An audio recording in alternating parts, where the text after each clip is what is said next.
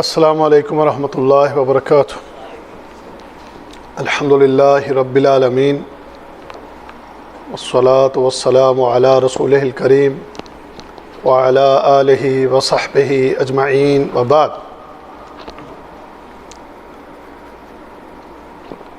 اعوذ باللہ من الشیطان الرجیم۔ ما منعک ان تسجد لما خلقت بیدی، تجھے سجدہ کرنے سے کس چیز نے روکا جسے میں نے اپنے ہاتھوں سے پیدا کیا۔ اس آیت کا اصل میں تعلق ہمارے موضوع سے اس طرح ہے کہ ہم اللہ تعالیٰ کی صفات کے بارے میں اس میں پڑھ رہے ہیں، تو اور جو اللہ تعالیٰ کی ذات کے بارے میں چیزیں بیان ہوئی ہیں، اللہ کی ذات، اس کے نام، اس کے صفات، اس پر ہمارا مسلمانوں کا ایمان اور یقین ہے، اور جو لوگ اس کا انکار کرتے ہیں اس کے رد میں قرآن کی یہ آیات پیش کی جا رہی ہیں۔ اس آیت کے اندر اللہ تعالیٰ کے دونوں ہاتھوں کا بیان ہوا ہے کہ اللہ تعالیٰ کے دو ہاتھ ہیں، کیونکہ کچھ لوگ اللہ تعالیٰ کی ایسی جو صفات ہیں اس کا انکار کرتے ہیں۔ اللہ تعالیٰ کے ہاتھ، اللہ تعالیٰ کے پاؤں، اللہ کی آنکھیں، وہ وجود کا انکار کرتے ہیں، اس کے وجود کی جو صفات اور جو بھی باتیں قرآن و حدیث میں بیان ہوئی ہیں وہ اس کے منکر ہیں۔ تو ان کے رد میں قرآن کی یہ آیت کہ اس آیت میں اللہ تعالیٰ نے اپنے دونوں ہاتھوں کا تذکرہ کیا ہے، اور یہ بات ہوئی ہے اس وقت جب شیطان نے اللہ تعالیٰ کے سامنے انکار کر دیا کہ میں آدم علیہ السلام کو سجدہ نہیں کروں گا۔ آدم علیہ السلام کو سجدہ کرنے سے جب اس نے انکار کیا تو اللہ تعالیٰ نے اس موقع پر یہ بات ارشاد فرمائی تھی کہ ما منعک ان تسجد لما خلقت بیدی، تمہیں کس چیز نے روکا ہے اس بات سے کہ تم سجدہ کرو اسے کہ جسے میں نے اپنے دونوں ہاتھوں سے بنایا ہے۔ یعنی آدم علیہ السلام کی خلقت، آپ کی جو تخلیق ہوئی ہے، آپ کو جو پیدا کیا ہے اللہ تعالیٰ نے، تو اس کے بارے میں یہاں اللہ تعالیٰ نے یہ بات فرمائی کہ اسے میں نے اپنے دونوں ہاتھوں سے بنایا ہے، اور یہ تکریم ہے، یہ عزت ہے، یہ شرف ہے ایک انسان کا، آدم علیہ السلام کا۔ تو پھر اس شیطان نے یعنی ابلیس نے وہاں پر تکبر اور غرور کا اظہار کرتے ہوئے اس نے یہی کہا تھا نا کہ اے اللہ، یہ جو ہے خلقتنی من نار و خلقتہ من طین، مجھے تو نے آگ سے پیدا کیا ہے اور یہ مٹی سے پیدا کیا گیا ہے، تو میں اسے سجدہ کیوں کروں؟ تو اس تکبر میں اور اس گھمنڈ اور غرور میں آ کر اس نے سجدہ کرنے سے انکار کر دیا، تو وہ تکبر اور غرور جو ہے اس کے لے ڈوبا اور اس کی تباہی اور بربادی کا سبب بن گیا۔ تو اللہ تعالیٰ نے انسان کے لیے، بنی آدم کے لیے، اور خاص کر یہاں آدم علیہ السلام کا تذکرہ ہے کہ کیسا شرف اور کیسی عزت اور کیسی تکریم والی بات ہے، کسی انسان پر اللہ نے کیسا عظیم کرم کیا ہے، اس کی تخلیق اپنے دونوں ہاتھوں سے۔ تو ایک تو یعنی اللہ تعالیٰ نے اپنے دونوں ہاتھوں کا تذکرہ کیا، اس پر ہمارا ایمان ہے اور ہمارا یقین ہے، مانتے ہیں۔ اب وہ ہاتھوں کی تمثیل بیان کرنا، ایسے ہوں گے، ویسے ہوں گے، کیسے ہوں گے، اس کی بحث میں نہیں پڑھنا چاہیے، وہ اللہ تعالیٰ بہتر جانتا ہے۔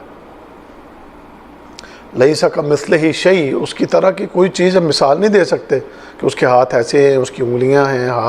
انگلیاں اس طرح ہیں، ہاتھ اس طرح، نہیں، ہمارا ایمان ہے۔ اس کی کیفیت مجہول ہے، لہذا ہم اس کے بارے میں خاموش ہیں۔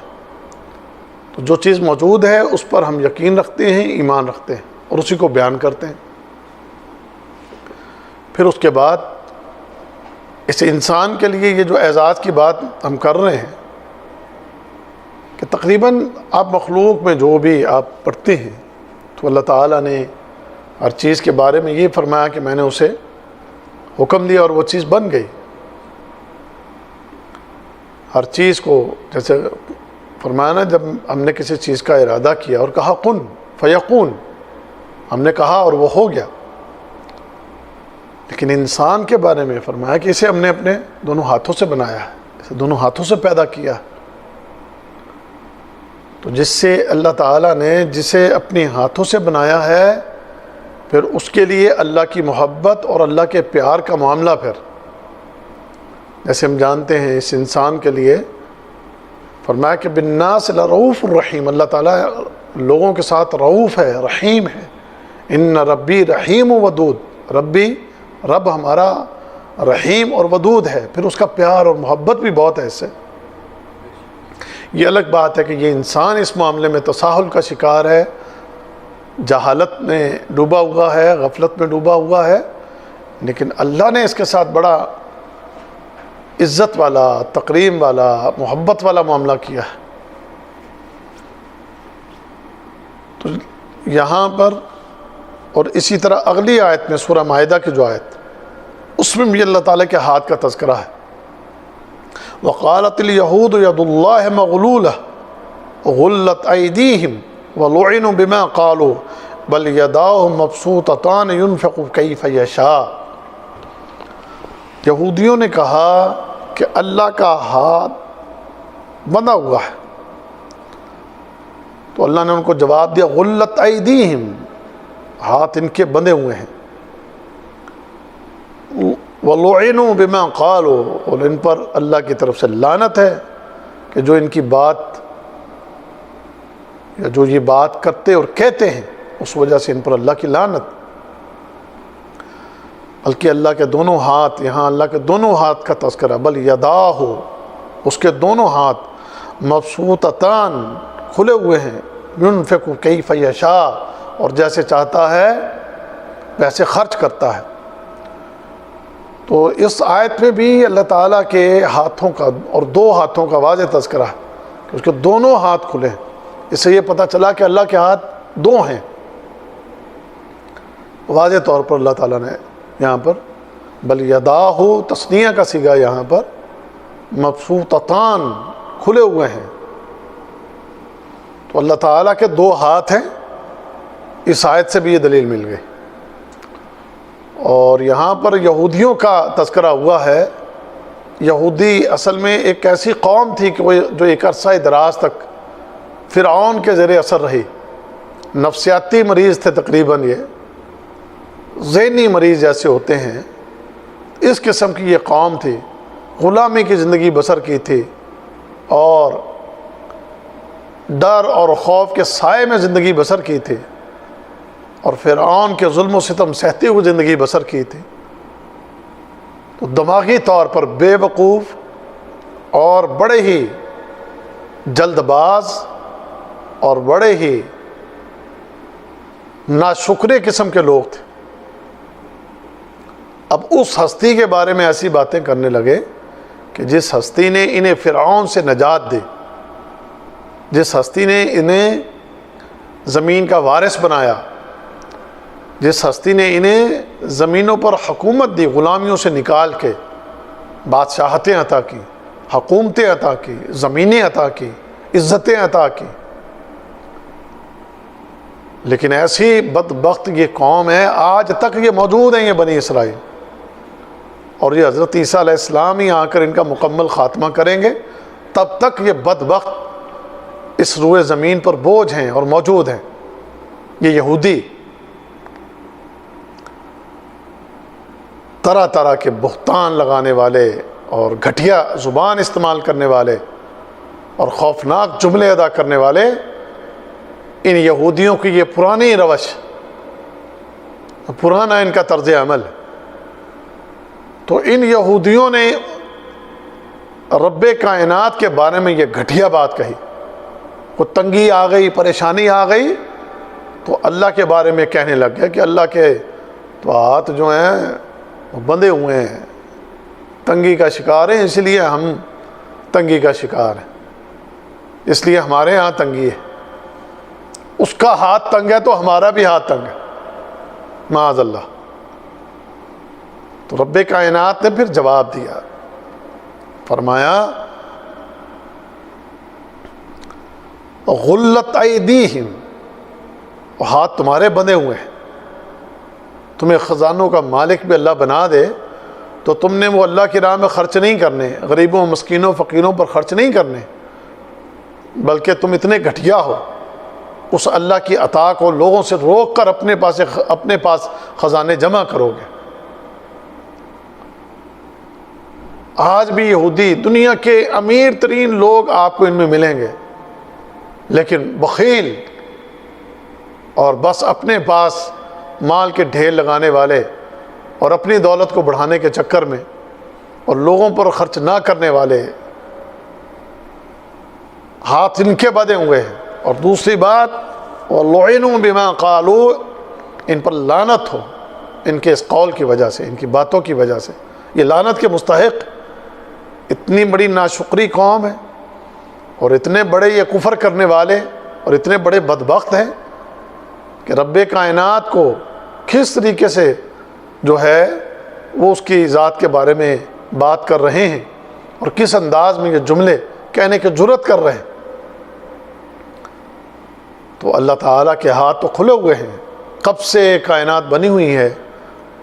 وہ خرچ کر رہا ہے اور جیسے چاہ رہا ہے خرچ کر رہا ہے، جس پر چاہتا ہے رزق کے دروازے کھول دیتا ہے اور جس پر چاہتا ہے حکمت کے تحت تنگ کر دیتا ہے، اور اس کے یہ تمام کے تمام فیصلے اور وہ تمام کے تمام اس کے یہ معاملات حق پر مبنی ہیں، عدل پر مبنی ہیں اور خیر پر مبنی ہیں۔ ہم اس کا اقرار کرتے ہیں اور ہم اس کو قبول کرتے ہیں، ہم اپنے خالق، اپنے مالک اور اپنے رب کے ہر فیصلے کے سامنے اپنی گردن کو جھکاتے ہیں۔ وہ دے تو الحمدللہ نحمدہ و نشکر، اور اگر وہ روک لے تو نصبر، اس کے اوپر ہماری زبانیں اس کے لیے شکر کے کلمات اور اس کی تسبیح اور اس کی حمد و ثنا اور اس کی تعریفیں بیان کرتی ہیں ہماری زبان انشاءاللہ، اور اللہ اسی پر ہمیں استقامت دے اور اسی پر ہمیں موت دے اور اسی پر ہمیں اللہ اٹھائے کہ ہماری زبانوں پر ہر حال میں اس کے شکر کے ترانے ہوں، ہر حال میں ہم اس کا شکر کرنے والے اور اس کے فیصلوں کو قبول کرنے والے اور یہ اعلان کرنے والے کہ رضیت باللہ ربا وبالاسلام دینا وبمحمد صلی اللہ علیہ وسلم نبیا۔ سمجھ گئے؟ رضینا باللہ ربا وبالاسلام دینا وبمحمد صلی اللہ علیہ وسلم نبیا، ہم راضی ہیں اپنے رب پر، دیتا ہے تو الحمدللہ وسعت برکت خیر آئے، ہم طلبگار ہیں، محتاج ہیں، فقیر ہیں اس کے در کے، وہ دیتا ہے، دروازے کھولتا ہے رحمت کے، رزق کے، تو ہماری زبانیں اس کا شکر ادا کرتی ہیں اور ہماری پیشانیاں اس کے سامنے سجدے کرتی ہیں انشاءاللہ۔ اور اگر وہ روک لے اور روکتا ہے، تنگ دستی ہو، پریشانیاں ہوں، تو اس پر ہمیں صبر کرنا ہے اور صبر کرتے ہوئے بھی الحمدللہ کہنا ہے، الحمدللہ علی کل حال،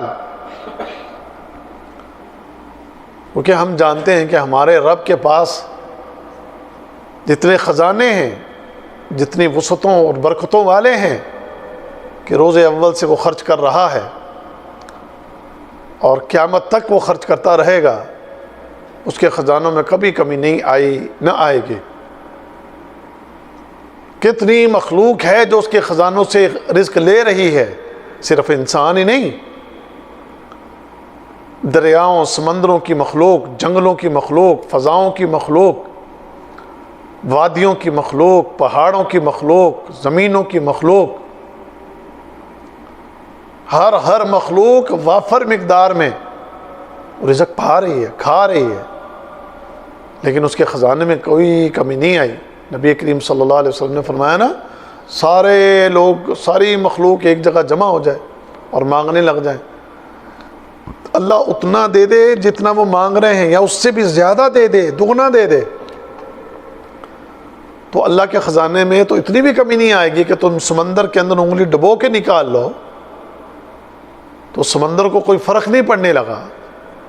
تو ایسے اللہ کے خزانوں کو کوئی فرق نہ پڑا ہے نہ پڑے گا۔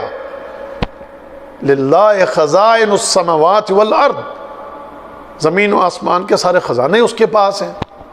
اور وہ خرچ کر رہا ہے، چل رہا ہے یہ سلسلہ۔ تمہاری زمینیں تھکی نہیں ہیں، نکل رہے ہیں، غلے نکل رہے ہیں، اناج نکل رہے ہیں، پہلے سے زیادہ نکل رہے ہیں۔ اگر کہیں تنگی آتی ہے، قحط سالی آتی ہے، خشک سالی آتی ہے، یا کوئی رزق کی تنگی آتی ہے، تو وہ سب اس کی حکمت کے تحت ہے، کوئی کمی نہیں ہوئی وہاں پر، بطور آزمائش یا بطور سزا۔ دو چیزوں میں سے کوئی ایک چیز ہوتی ہے جس کی وجہ سے وہ روک لیتا ہے، سزا دینا ہوتی ہے، آزمائش کرنا ہوتی ہے، یا بندے کو کہ بندہ کو غلط کاموں کی طرف جا رہا ہوتا ہے ادھر سے روکنا ہوتا ہے، ورنہ اس کے یہاں کوئی کمی نہیں۔ بارشیں برس رہی ہیں، کھیتیاں اگ رہی ہیں، ہوائیں چل رہی ہیں، روشنیاں تمہیں مل رہی ہیں،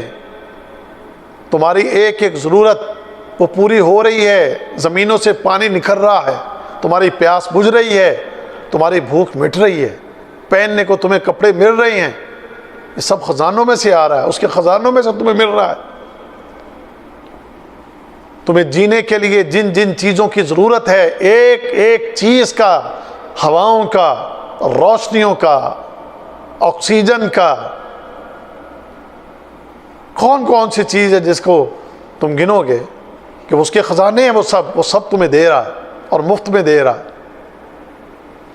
جو چیزیں تمہیں کروڑوں اربوں روپے لگا کر تم نہیں اپنے لیے اویل کر سکتے،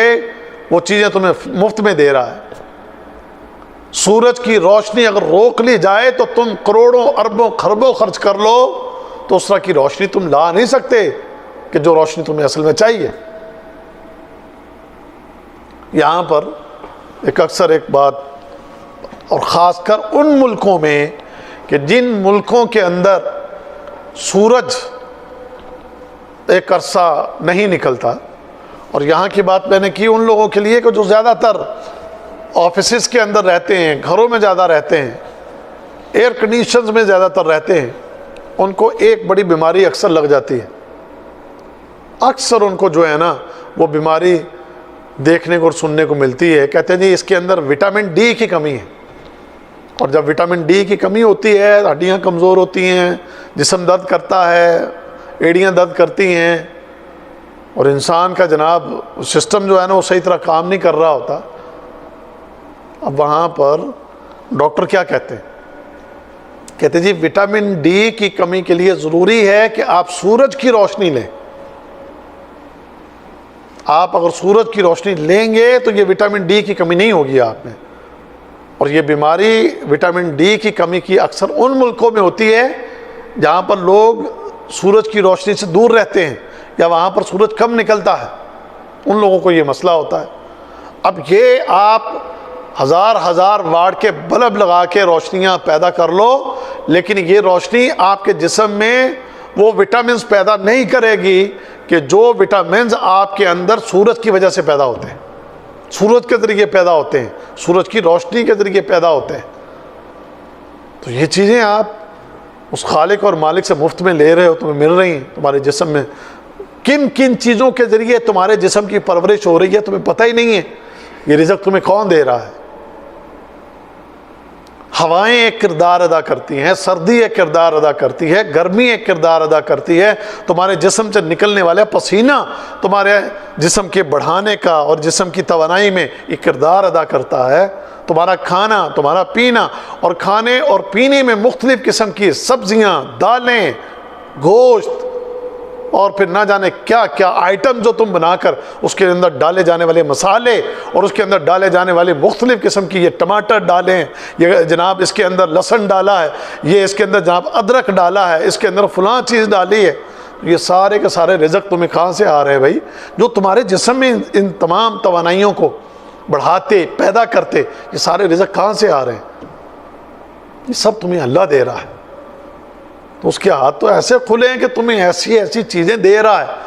کہ جو چیزیں تم اپنی طرف سے نہ بنا سکتے، نہ پیدا کر سکتے، نہ اس کے اسے حاصل کر سکتے، لیکن یہ سب کچھ تمہیں وہ مفت میں دے رہا ہے، سب کچھ تمہیں مل رہا ہے۔ کیا کیا چیزیں بیان کریں اس کے ہاتھوں کے کھلے ہوئے کے حوالے سے، تو ينفق کیف یشاء، جیسے چاہتا ہے خرچ کر رہا ہے، دونوں ہاتھ کھلے ہوئے، دن رات خرچ کر رہا ہے، دن رات اپنی مخلوق کو دے رہا ہے۔ اے رب، ہم ایمان لائے تیرے اس خرچ کرنے پر، ایمان لائے ہم اس بات پر کہ دونوں تیرے ہاتھ ہیں اور دونوں ہاتھ تیرے کھلے ہیں، اور ایمان لائے اس بات پر کہ بے شک تیرے خزانوں میں نہ کمی آئی اور نہ آئے گی۔ آگے آ جائیں، اگلی آیت میں اللہ تعالیٰ کی ایک اور صفت کے حوالے سے بات ہوئی ہے، فرمایا وَاصْبِرْ لِحُکْمِ رَبِّكَ فَإِنَّكَ بِأَعْيُنِنَا، اپنے رب کے حکم کے انتظار میں صبر سے کام لیں، بے شک آپ ہماری آنکھوں کے سامنے ہیں۔ اب اس آیت میں اللہ کی آنکھوں کا تذکرہ ہے۔ آنکھ اللہ کی صفت، جی ہاں اللہ کی آنکھیں ہیں، اور احادیث کی روشنی میں دو آنکھیں ہیں۔ اب ہمارے رب کی دو آنکھیں، قرآن اور حدیث کی روشنی میں ہمارے سامنے یہ بات آئی، ہم اس پر ایمان لائے ہیں، ہم اس پر یقین رکھتے ہیں۔ بات پھر وہی ہو جائے گی، اس کی کیفیت، یہ ساری چیزیں اس کی بحث کی ضرورت ہی نہیں ہے، بس ایمان لائے، ہم جانتے ہیں۔ اب اس آیت پر آ جائیں، یہ حکم نبی کریم صلی اللہ علیہ وسلم کو، وَاصْبِرْ لِحُکْمِ رَبِّكَ، آپ اپنے رب کے حکم، آپ کو جو مل رہا ہے بس آپ صبر کریں۔ صبر تین چیزوں میں ہوتا ہے، ایک اللہ کی اطاعت کرتے ہوئے، بعض اوقات کچھ مسائل، تنگیاں، پریشانیاں آتی ہیں اور رکاوٹیں آتی ہیں، لیکن آپ نے صبر کے ساتھ اس اطاعت میں لگے رہنا ہے۔ نمبر دو، معصیت سے بچنے میں صبر۔ بعض اوقات نفس کسی چیز کو طلب کر رہا ہوتا ہے، دل چاہ رہا ہوتا ہے، نفس چاہ رہا ہوتا ہے، اور ایک طرف اللہ کا حکم ہوتا ہے کہ یہ نہیں کرنا، اسے رکنا ہے، تو نفس کو وہاں روکنا یہ صبر ہے کہ میں نے یہ غلط کام نہیں کرنا ہے، اس معصیت سے بچنا ہے، اس گناہ سے بچنا ہے۔ تو اس گناہ سے بچنے کے لیے اپنے آپ کو قابو کرنا، یہ صبر ہے۔ اور تیسرا، صبر کی یہ قسم ہے کہ اللہ کے جو بھی فیصلے ہوں، تنگی آئے، مصیبت آئے، آزمائش آئے، پریشانی آئے، اس پر صبر کرنا ہے۔ تو نبی کریم صلی اللہ علیہ وسلم آپ کی ساری زندگی تنگیوں، آزمائشوں، پریشانیوں اور کافروں کے ساتھ، دین کے دشمنوں کے ساتھ لڑنے، جہاد کرنے اور پھر نقصانات ہونا، یہ آپ کی زندگی بھری پڑی ہے ان معاملات سے، لیکن پیارے حبیب محمد رسول اللہ صلی اللہ علیہ وسلم نے صبر کے دامن کو کبھی نہیں چھوڑا۔ انتہائی تنگ دستی اور انتہائی مصیبت اور پریشانی کے ایام، لیکن اطاعت اور فرما برداری پر قائم، معصیت سے دور، اور غموں اور پریشانیوں میں ٹوٹ جانے کے باوجود دل، دماغ، زبان یکسو ہو کے رب کائنات کی عبادت میں اور اس کے شکر میں مصروف، راتوں کو لمبے قیام، یہاں تک کہ پاؤں سوج رہے ہیں۔ زندگی اتنی تنگ ہے کہ اماں عائشہ کہتی ہیں مہینہ مہینہ ہمارے گھر میں چولہا نہیں جل رہا۔ زندگی میں اتنی تنگ دستی ہے کہ جب دنیا سے رخصت ہو رہے ہیں تو نبی کریم صلی اللہ علیہ وسلم کی زرہ ایک جگہ گروی پڑی ہے اور قرض لیا ہوا ہے، لیکن آپ دیکھیں اس تمام تر تنگیوں اور مصیبتوں کے باوجود پیارے حبیب صلی اللہ علیہ وسلم اپنے خالق اور مالک کے ساتھ کیسے جڑے ہوئے ہیں، اس کے دین پر کیسے قائم ہیں، کیسی استقامت ہے، اور کیسے اس کی عبادت اور اطاعت ہے، اور کیسے اس کے دین کی خدمت ہے۔ بڑے سے بڑے مصائب آئے، مصیبتوں کے پہاڑ ٹوٹے، لیکن زبان پر بات یہی ہے کہ اللہ ہم تجھ سے راضی ہیں،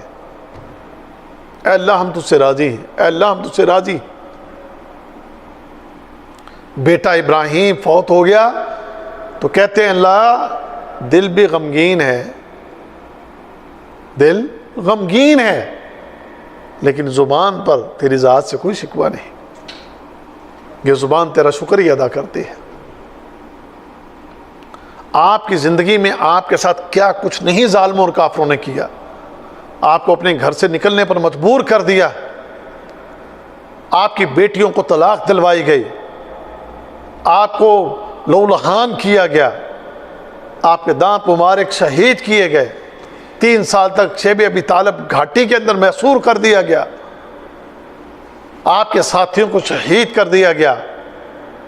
کیا کیا تکلیفیں اور اذیتیں بیان کریں، لیکن تمام ان حالات میں صبر۔ اور ایک بڑی تسلی کی بات اس آیت میں، فَإِنَّكَ بِأَعْيُنِنَا، اے نبی صلی اللہ علیہ وسلم یہ مت سمجھیں کہ آپ اللہ کی نظر سے دور ہیں۔ اس میں 2 چیزیں ہیں، ایک تو یہ اس طرح کا اظہار یہ بندے کو بڑی تسلی دیتا ہے کہ ایک اتنی بڑی ہستی کی طرف سے یہ پیغام جو کائنات کا خالق اور مالک ہے وہ یہ تسلی دے رہا ہے، اس کی طرف سے یہ تسلی کہ میں اس کی آنکھوں کے سامنے ہوں، ایک بات۔ اور دوسری بات کہ جب یہ بندے کو پتا ہو کہ میں شہنشاہ عالم کائنات کے شہنشاہ کی آنکھوں کے سامنے ہو تو وہ مجھے ضائع نہیں کرے گا، ضائع نہیں ہونے دے گا۔ یہ سب کچھ اگر ہو رہا ہے تو یہ سب وقتی ہے اور اس میں اس کی حکمت ہے، اور آخری نتیجہ وہ میرے حق میں ہوگا کیونکہ میں اس کی نظروں کے سامنے ہوں۔ تو اس میں یہ تسلی والا اللہ کی طرف سے پیغام، حوصلہ دینے والا پیغام کہ محمد صلی اللہ علیہ وسلم بس آپ نے صبر کرتے رہنا ہے، باقی آپ میری آنکھوں کے سامنے جتنا کچھ لکھا گیا ہے اتنا ہی ہوگا، اس سے آگے کچھ بھی نہیں ہو سکے گا، اس سے آگے کچھ بھی نہیں ہو سکے گا۔ اور آپ ہمارے خاص ہیں، آپ ہمارے مقرب ہیں، آپ کا اور ہمارا جو تعلق ہے اس تعلق میں آپ کے لیے الحمدللہ کوئی کمی نہیں ہے۔ تو لہذا یہاں پر یہ چیز اس آیت میں، اگلی 2 آیتیں ہیں، ان دونوں آیتوں کے اندر بھی اللہ تعالیٰ کی آنکھ کا تذکرہ ہے۔ وَحَمَلْنَا عَلَى ذَاتِ أَلْوَاحٍ وَدُسُرٍ تَجْرِي بِأَعْيُنِنَا جَزَاءً لِمَنْ كَانَ كُفِرَ، ہم نے اسے تختوں اور کیلوں والی کشتی پر سوار کر لیا جو ہماری آنکھوں کے سامنے چل رہی تھی، بدلہ اس کی طرف سے جس کا کفر کیا گیا تھا۔ یہ نوح علیہ السلام کے بارے میں بات ہوئی ہے کہ جب قوم نوح پر عذاب آیا تھا تو قوم نوح پر عذاب آنے سے پہلے نوح علیہ السلام کو اللہ تعالیٰ نے حکم دے دیا تھا کہ آپ ایک کشتی بنا لیں جو کیلوں اور یعنی تختوں کو جوڑنے کے لیے کیل استعمال کر کے کشتی جو ہے وہ بنائی جائے۔ ایک عام تختوں والی کشتی، کیل ٹھونک کے کشتی تیار کر لی گئی۔ کہاں پر کشتی تیار ہو گئی ہے؟ خشکی پر، کوئی دور دور تک جناب نہ کوئی نہر، نہ کوئی پانی، نہ کوئی دریا، نہ کوئی سمندر، کشتی تیار ہو گئی۔ یہ کس لیے تیار ہوئی؟ اس وقت کے لوگ بڑے تعجب بھی کر رہے تھے۔ اب یہ کشتی تیار ہو گئی، آسمان سے حکم آ گیا، آسمان کو حکم دے دیا کہ بھی پانی برسا، اور زمین کو حکم دے دیا کہ چشمے نکال دے۔ تو اب اس شکل میں آسمان سے بھی پانی برس رہا ہے، زمین سے بھی پانی نکل رہا ہے۔ اگر تو نہ صرف زمین سے پانی نکلا ہو تو چلو کشتی سیدھی چل رہی ہے، لیکن جب آسمانوں سے بھی پانی برس رہا ہے، زمینوں سے بھی پانی نکل رہا ہے تو کشتی ڈوب سکتی ہے، لیکن نہیں، فرمایا یہ تخت اور کیلوں سے بنی ہوئی یہ کشتی ہماری نظروں کے سامنے چلے گی اور اس کو ہم بچا کر پار لگائیں گے، نہ سمندروں کی لہریں اس کا کچھ بگاڑیں گی اور نہ آسمانوں سے اترنے والا پانی اس کے لیے نقصان کا سبب بنے گا۔ آسمان سے پانی بھی اترے گا اور زمینوں سے پانی بھی ابلے گا، زمینوں سے بھی پانی ابلے گا، آسمانوں سے بھی پانی اترے گا، سب ڈوب جائیں گے، لیکن کشتی ہماری آنکھوں کے سامنے رواں دواں رہے گی اور محفوظ رہے گی۔ کہ جب آسمانوں کے دروازے کھل گئے پانی کے، ففتحنا علیہم ابواب السماء، کہ ان پر آسمانوں کے دروازے کھل جائیں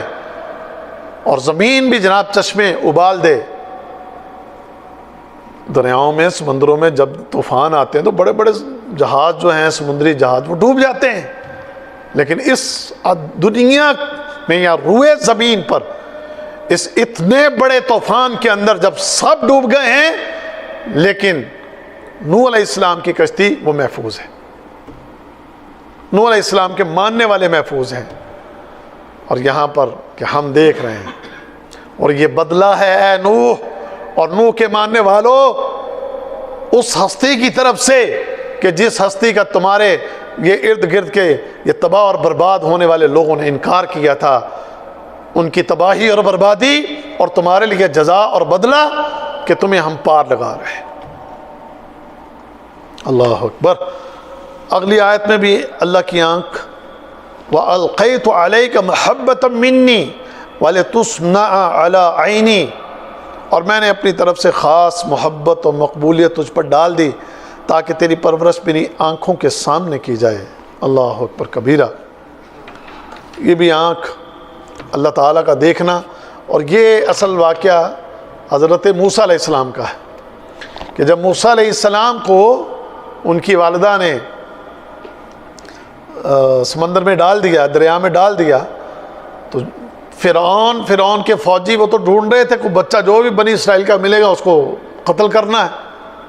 لیکن اللہ تعالیٰ یہاں فرماتے ہیں کہ یہاں پر معاملہ تمہارے لیے ہم نے یہ کر دیا کہ تمہاری محبت ان دشمنوں کے دلوں میں ڈال دی جو دشمن بنے پھر رہے تھے اور ڈھونڈ رہے تھے،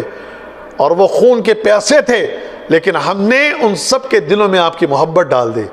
وہ نکال کر محل میں لے آئے۔ سب سے پہلی محبت جو پیدا ہوئی فرعون کی بیوی کے دل میں پیدا ہوئی، اور اس نے کہا کہ اس بچے کو قتل نہ کیا جائے، ہم اس کی پرورش کریں گے، تو دیکھنا جب ہم اس کی پرورش کریں گے تو یہ ہمارا فرمان بردار ہوگا، تابعدار ہوگا۔ تو اب یہ بات جب اس نے کہی فرعون کی بیوی نے، تو فرعون اور فوجی اور جو بھی جان کے دشمن تھے اور خون کے پیاسے تھے، انہوں نے بھی اس بات کو قبول کر لیا۔ لہٰذا دلوں پر اصل قبضے تو میرے رب کے ہیں۔ اس نے پھر ان کے دلوں میں وہ محبت ڈال دی، اور نتیجہ جو نکلا آپ جانتے ہیں کہ فرعون کے محل کے اندر ہی موسیٰ علیہ السلام جوان ہو رہے ہیں، اور یہ محبت ڈالنے والا اللہ ہے۔ اور یہاں پر جو بات ہے موضوع کے اعتبار سے کہ آپ ہماری آنکھوں کے سامنے ہیں، اور ہماری آنکھوں کے سامنے ہی آپ نے پرورش پائی۔ کیوں؟ کیونکہ جس پر اللہ کی خاص نظر ہو، خاص اللہ تعالیٰ کا دیکھنا ہو، تو کائنات ساری مل کے بھی اگر اس کا کچھ بگاڑنا چاہے تو کوئی اس کا کچھ بھی نہیں بگاڑ سکتا۔ تو اس سے یہ بات پتہ چلتی ہے، ایک تو آنکھ کے حوالے سے کہ اللہ کی آنکھیں ہیں، اور دوسرا اس حوالے سے کہ اللہ تعالیٰ کی نظر جس پر خاص نظر ہو، الحمدللہ اس کے لیے دنیا اور آخرت دونوں جہانوں کے اندر ہی اس کے لیے خیر ہے۔ اللہ تعالیٰ ہم سب کو سمجھنے کی اور عمل کرنے کی توفیق عطا فرمائے۔ اللہ تعالیٰ ہم سب مسلمانوں کی اصلاح فرمائے، اور ہمیں بھی اللہ تعالیٰ اپنی خاص نظر سے نواز دے اور اپنے خاص کرم سے نواز دے۔ بے شک ہم بھی اس کی نظروں میں ہیں، بس وہ خاص نظر ہم پر بھی کر دے مولا کہ جو تو اپنے خاص بندوں پر کرتا ہے۔ ہماری حفاظت فرما، دنیا کے ہر فتنے اور شر سے، مصیبتوں پریشانیوں سے یا اللہ ہمیں نکال لے۔ دنیا اور آخرت کی خیر، بھلائیاں، عزتیں، خوشیاں، امن اور سکون عطا کر دے۔ آخر دعوانا ان الحمدللہ رب العالمین۔ سبحانک اللہم و بحمدک، اشہد ان لا الہ الا انت، استغفرک و اتوب الیک۔